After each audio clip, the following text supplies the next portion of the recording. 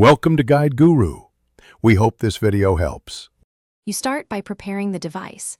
Check Model and iOS in Settings so you know which update applies. Backup now to iCloud or to your computer. This preserves data if recovery becomes necessary.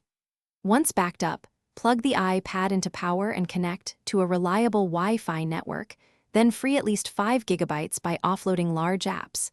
This prevents update failures due to low storage and lets the installer run without interruption. You now attempt the update from Settings. Tap Software Update and let the download finish before installing. If the progress stalls or shows error codes, switch to a computer.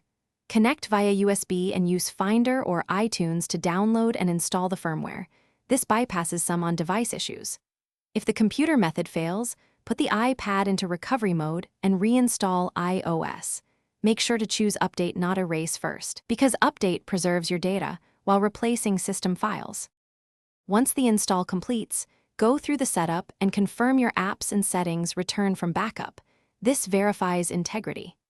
If activation or network errors occur, remove the SIM card when present and retry activation over Wi-Fi or restart your router.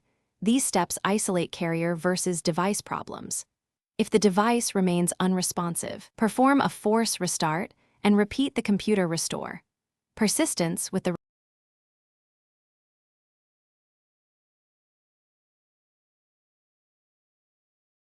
Thanks for watching.